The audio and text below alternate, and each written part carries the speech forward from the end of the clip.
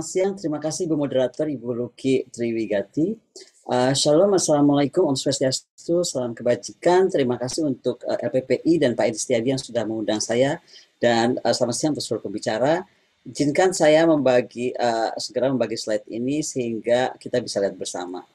Saya diberikan judul sebenarnya lebih kepada krisis Ukraine dan pernyataan dari Rusia. Tapi saya memasukkan juga satu poin penting yang tidak boleh kita ingkari atau tidak boleh kita lewatkan, yaitu pernyataan President of the United States dan juga Secretary of the State yaitu Anthony Blinken. Karena ini akan membawa dampak posisi geopolitik, geoekonomi Indonesia serta bagaimana pengaruhnya kepada gerakan non-blok yang harus kita arahkan. Oke, sebenarnya tadi sudah disampaikan oleh Ambasador Ngurah Swajaya tentang puncak dan kejadian kenapa perang ini terjadi. Tapi kalau saya melihatnya ini adalah hukum dan aksi reaksi yang seperti Newton sampaikan, tapi juga berlaku dalam hubungan luar negeri ya.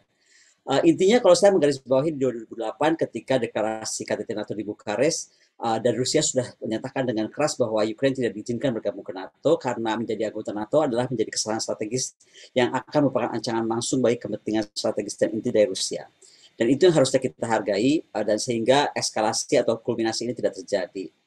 Demilitarisasi ke Ukraina adalah bukan tentang membangun kembali kekaisaran Soviet seperti yang didengung-dengungkan, tapi tentang mengamankan kepentingan strategis dan vital Rusia, dan ini nggak bisa ditawar-tawar. Sama seperti Hillary Rodham Clinton ataupun Anthony Blinken sekarang melihat Cina dengan kasus Laut Cina Selatan dan Taiwan, itu adalah kepentingan nasional Amerika Serikat, kita nggak bisa ganggu. Nah, sama halnya harusnya gitu kan, tentang ini pun juga kita harus hormati. Sehingga kalau kepentingan Rusia tidak dipertimbangkan, ya terpaksa Putin melakukan sebuah tindakan gitu. Nah, kalau kita lihat sebenarnya Rusia versus NATO serta netralitas wilayah Rusia juga menjadi penting ya. Rusia ini tidak pernah ingin memiliki keinginan menduduki atau mengambil Ukraina, sama sekali tidak begitu. Dan awal krisis ini Putin telah menuntut agar NATO menjamin non-keanggotaan untuk Ukraina dan meminta penarikan pasukan NATO dari perbatasan Rusia. Kemudian juga saya kira sudah sangat jelas hasil ini ditolak mentah-mentah oleh NATO dan juga Amerika Serikat ya somehow. Dan seandainya negosiasi dapat dilakukan, ya kan, konflik itu pasti bisa dihindari dan netralitas Ukraina sekali lagi tidak hanya realistis tapi sangat masuk akal kalau kita melihat peta ini dan bagaimana NATO itu terus bergerak arah menghampiri Rusia gitu. Nah, sanction yang diberikan kepada Rusia dari government itu terjadi dari beberapa government, termasuk EU, saya nggak usah bacakan satu persatu, Kanada, Amerika Serikat, Inggris, Australia, New Zealand, Taiwan, Jepang, dan juga South Korea. Dan ini sangat besar sebenarnya dampaknya seperti disampaikan oleh Ambasador Ngurah Swajaya tadi, bahwa ini akan bukan saja berdampak kepada Rusia, tetapi kepada semuanya, dan ini dunia ini akan mengalami masalah besar ya. Kalau kita lihat kekhawatiran tentang inflasi, sebenarnya kenaikan harga seperti disampaikan tadi juga itu adalah dari crude oil, dari wet, dari sunflower oil, juga dari natural gas sudah pasti, kemudian fertilizer. Dan ini sebenarnya sekali lagi karena mereka ini adalah juga pengekspor terbesar dari beberapa item ini, maka dampaknya tuh juga pasti akan signifikan terhadap dunia-dunia lain yang mendapatkan pasokan dari mereka. Kalau kita lihat sebenarnya mungkin kalau dari oil saja kita akan lihat bagaimana arus gas ekspor Rusia itu betapa besar ke negara-negara yang kita lihat panah-panah ini terjadi. Tapi sekali lagi kita mesti perhatikan tentang bagaimana efek batu bara, efek minyak bumi, efek gas bumi, semua yang saya akan sebutkan satu persatu termasuk biji timah terhadap komponen-komponen lain dari mulai semen, listrik dan lain-lain gitu. Nah, kalau kita lihat sebenarnya pengaruh sanksi itu apa? Kita lihat ya, tadi Ukrainian, kalau saya ambil saja Ukrainian agriculture export, itu besarnya ke Cina, kemudian ke India, ke Egypt, ke Turki, Italia, Spain, dan lain-lain sudah barang tentu. Dan pembatasan impor dan ekspor ditujukan ke Rusia berpengaruh di berbagai sektor, termasuk masalah makanan, pertahanan, ini akan pasti mengguncang pasar keuangan, dan sanksi energi pada Rusia dan gangguan rantai pasokan global yang pasti menyebabkan resesi ekonomi dunia. Kalau kita mau lihat dari laporan Rabobank, sebenarnya bisa kita lihat bahwa the commodity shock kalau kita bandingkan di pandemi saja sudah hampir menghampiri seperti zaman oil crisis di tahun 1980. Sehingga dampak pandemi kemudian ditambah lagi dampak perang ini itu akan memberikan kenaikan signifikan dari bahaya yang kita akan alami gitu. Nah, sebenarnya saya juga harus warning begini. kita harus bersiap-siap dan harus betul-betul menjalankan apa niat dari Presiden Jokowi untuk mereka segera berdamai. Karena perang Eropa itu nggak pernah singkat. Spanyol Empire dengan Moor itu dengan perang Reconquista itu 781 tahun. Perang Jerman itu 588 tahun, perang Mawar di Inggris itu antara Royal House of Lancaster dan House of York itu sekitar 32 tahun, dan perang 30 tahun antara Jerman dengan Royal Bourbon. Kemudian perang utara besar antara Rusia dan Swedia itu juga 21 tahun. Jadi yang mau saya ingatkan, kalau kita tidak mampu mendudukan mereka berdua, ini perang nggak akan sebentar dan pasti dampaknya lebih parah. Gitu. Yang kedua, saya nggak akan bacakan satu persatu, tapi kita tuh harus ingat begini, sanksi yang diberikan kepada Rusia itu sepertinya menurut saya agak salah gitu, atau salah besar lah, bukan agak salah. Karena Rusia ini kita bisa lihat sanksi yang diberikan kepada Iran, kepada North Korea, atau kepada negara lain itu tidak membuat negara tersebut mati, malah makin kuat. Apalagi ini Rusia dengan kekayaan resource, kekayaan peradaban, kekayaan sejarah yang sangat besar, dan kita udah lihat dia udah jatuh bangun. Makanya saya nggak usah gambarkan, tapi dari mulai Peter the Great dan Catherine the Great hingga kemudian lahir sekarang Vladimir Putin, itu mereka sudah melewati banyak hal gitu dari abad sebelumnya. Nah, kalau kita lihat lagi jenis perang, kita tuh kalau lihat jenis perang dari zaman dahulu hingga sekarang, ya kan, sekitar abad 12 hingga 13, perang generasi itu perang-perang itu terbagi ada beberapa generasi. Generasi pertama itu bagaimana sebenarnya kekuatan fisik, kemudian generasi kedua bagaimana fokusnya pada kecepatan kejutan melewati garis pertahanan. Nah, mulai generasi ketiga dan keempat itu sudah mulai arahnya berubah. Jadi ada konstruksi berpikir perang irregular dan bagaimana akhirnya memainkan dua simpul yang paling penting. Simpul Global Multimedia Networks dan Global Financial Network. Ini yang mesti kita sangat underline bahwa perang ini sudah berubah bentuk. Nah, menurut saya ini adalah keputusan bunuh diri ya dari negara-negara G7 atau European country untuk melakukan perampokan atau jejak perampokan terhadap Rusia seperti ini. Saya bilang perampokan karena dari sanksi yang diberikan dari 4.000-an sanksi yang diberikan dari mulai urusan kucing, urusan pohon, urusan karya sastra Pushkin, itu sampai sekarang sanksi bagaimana memfreeze uang rakyat sipil Rusia tanpa akord apapun, dan juga Federal Reserve Rusia yang sedang diproses gitu. Nah, kalau kita mau lihat sekarang, sebenarnya ini kita harus melihat apa yang terjadi di dunia hari ini. Hari ini tuh dunia tuh sebenarnya sudah terbentuk seperti ini. Ada 73 persen income yang dikuasai oleh 14% world population, dan beredarnya tuh di sini. Gitu. Jadi ada dunia yang terbentuk, ada dinding yang nggak kelihatan tapi terbentuk, dan inilah perang yang sedang terjadi. Gitu. Ada perang antara kekuasaan Barat dan non-Barat gitu. Nah, kalau kita lihat lagi perang generasi selanjutnya apa? Perang yang paling saya khawatirkan adalah sekarang pernah masuk perang generasi 6, dan ini sudah terjadi yang tadi saya sampaikan dari 4.000 sanksi itu sudah melampaui atau mencampuri urusan politik, sosial, budaya, ekonomi dan lain-lain. Dan ini yang sebenarnya harus kita segera akhiri, karena masuk ke perang generasi selanjutnya itu dunia akan semakin mengerikan gitu. Nah, ancaman dampak perang sebenarnya gini, kalau ada yang tahu selama ini mengikuti saya itu orang yang aliran politik luar negeri saya atau aliran hubungan internasional saya itu survival of the fittest. Jadi ya udah kita tahan aja sampai yang paling besar, paling kuat. Tapi saya berubah dan ingin sekali untuk kasus ini saya betul-betul bisa melakukan perdamaian, atau Indonesia bisa melakukan perdamaian, karena kita bisa lihat dampak pada gadis kecil Afghanistan sebelum kejadian ini saja, mereka sudah dijual $1.000 per orang untuk menghidupi keluarga-keluarga mereka akibat perang.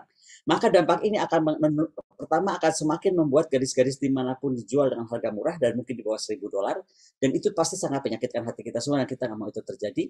Maka memang dampak perang ini harus diakhiri.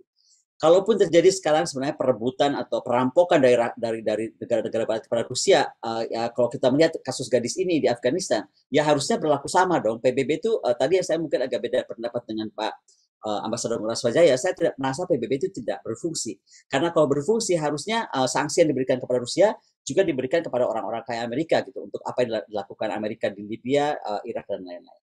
Nah, saya mengingatkan juga, ini kalau perang ini terus terjadi, saya nggak tahu yang akan makin miskin apakah Ukraine, apakah Rusia, tapi yang pasti kita mesti ingat untuk biaya perang itu mahal sekali. Kalau kita masih pakai senjata konvensional itu $2.000 per kilometer persegi. Kalau mau pakai senjata nuklir, makanya saya nggak yakin senjata nuklir akan digunakan, itu adalah sekitar $800. Nah, yang saya khawatirkan sebenarnya ada satu, senjata biologi.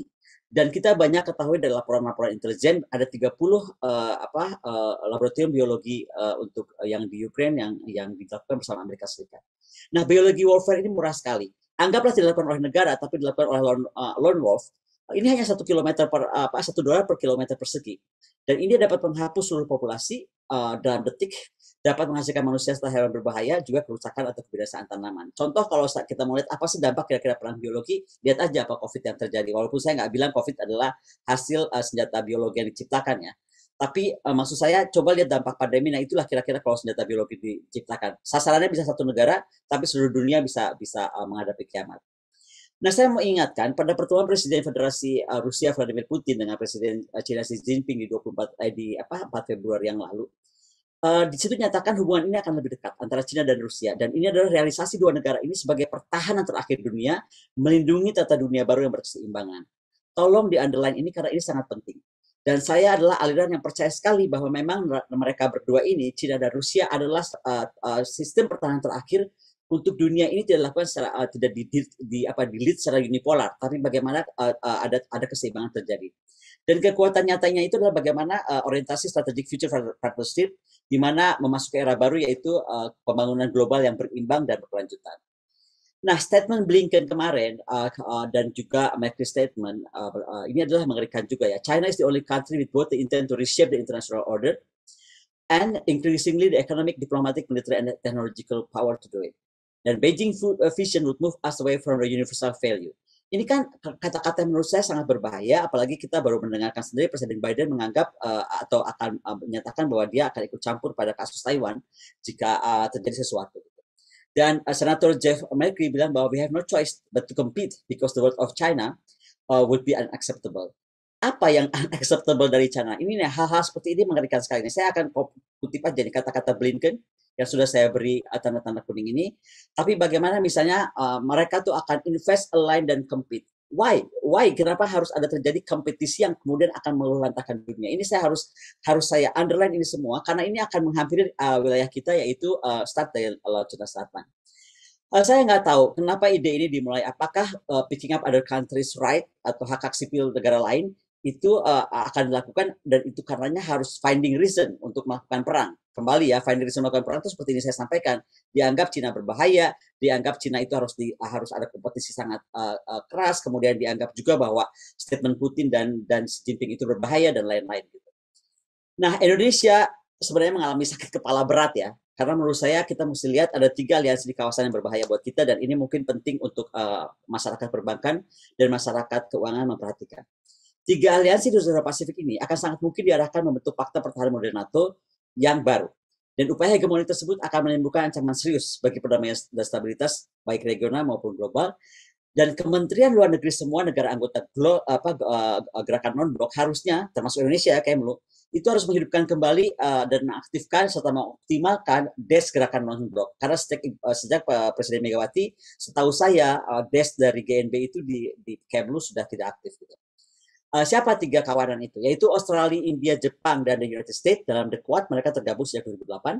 Kemudian Australia, the United Kingdom, the United States itu masuk dalam AUKUS sejak 2021.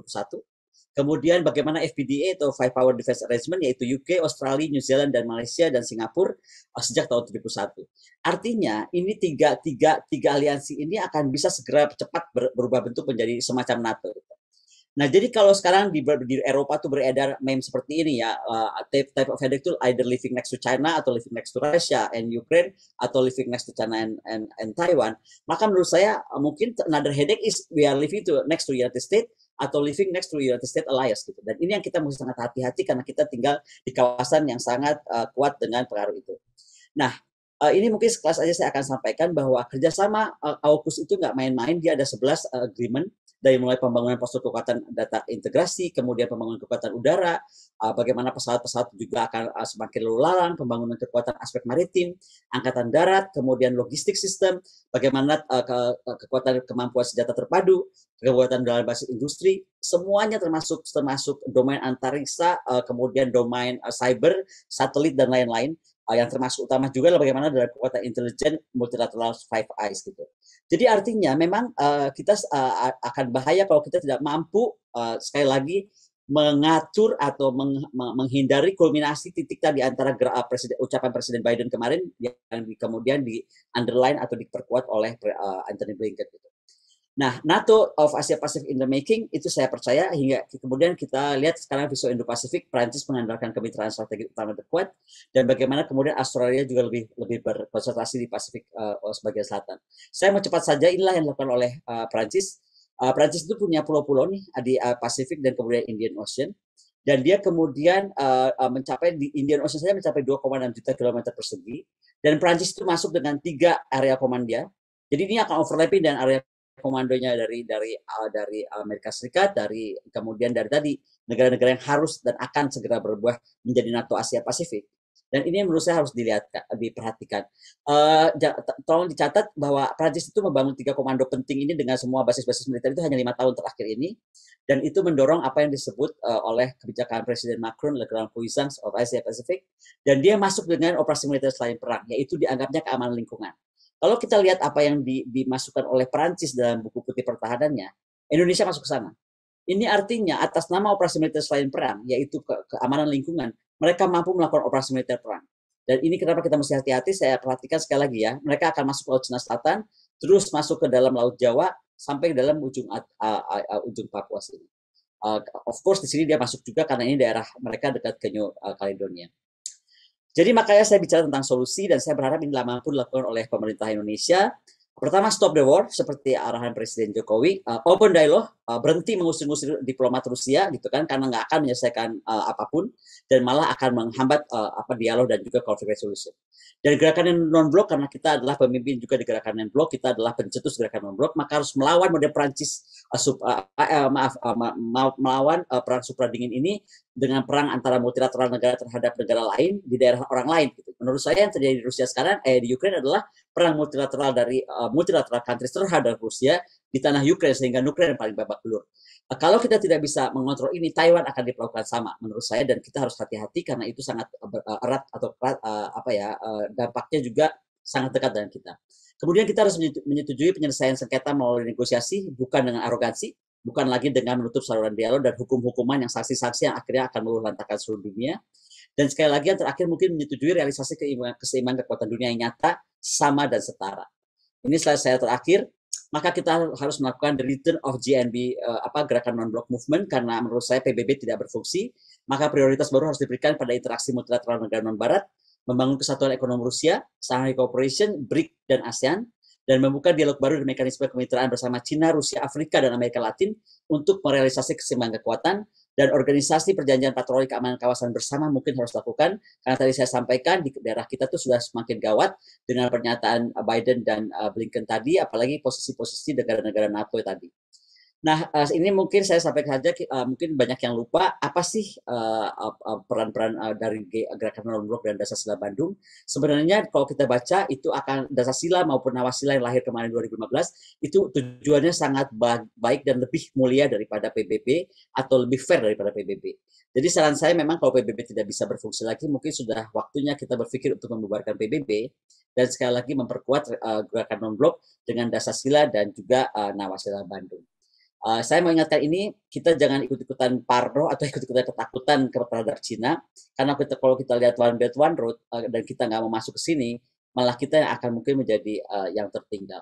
Saya kira itu saja dari saya. Sekali lagi terima kasih dan semoga dapat memberikan gambaran bagaimana untuk melindungi pasar modal, pasar uang, dan pasar dan bagaimanapun juga mendorong stabilitas dunia sehingga kita terhindar dari apapun bencana yang tidak kita harapkan. Demikian, terima kasih. Dengan kondisi konflik Rusia Ukraina, bisakah Indonesia mengambil peluang dan keuntungan dalam masalah geopolitik untuk menjadi negara kuat di Asia, di wilayah Asia? Itu pertanyaan pertama. Dan pertanyaan kedua adalah dari Ibu Dewayani, komoditi pertanian apa yang harus dikembangkan ke depannya agar pangan Indonesia bisa berdaulat? Kepada Ibu Koni, kami persilahkan untuk memberikan tanggapannya. Terima kasih Bu Moderator. Kalau ditanyakan tentang konflik Rusia-Ukraine, lalu bagaimanakah kita akan menjadi negara kuat, saya rasa kalau dari paparan yang saya belajar banyak, barusan dari Pak Yohan, juga dari Pak Budi Hikmat, terutama tentang Elvis sama Evils, tadi Pak seru banget. Ilmu baru nih dari Pak Yohan dan Pak Budi Hikmat. Uh, saya sih percaya kalau dari faktor kekuatan kita harusnya bisa. Tapi sekali lagi menghadapi negara sekuat Amerika Serikat itu nggak mudah, dan itu kenapa menurut saya kita harus lebih tepat tekankan kepada kemampuan kita memperkuat kembali apa yang kita sudah miliki atau modal yang kita sudah miliki, yaitu gerakan non-blok. Dan gerakan non-blok ini memang harus direvisit atau dihidupkan kembali karena setahu saya tadi desnya itu sudah tidak ada di Kemlu. Yang kedua, saya merasa bahwa menggunakan ASEAN ini agak jadi masalah karena selama ini kita berkeyakinan dengan ASEAN kita bisa muncul, tapi dengan adanya tadi saya gambarkan beberapa negara ASEAN sendiri ada yang terbelah masuk kepada FPDA misalnya. Kalau kita jadi ke arah sana, maka itu akan menjadi susah. Tapi sekali lagi, mungkin yang paling penting adalah kalau kita mampu menggerakkan kemampuan kita untuk memunculkan kembali gerakan non-blok, paling tidak kita akan semakin kuat untuk merapatkan barisan bersama negara-negara tadi, Rusia kah, Cina kah, dan negara-negara lain untuk menyeimbangkan dunia.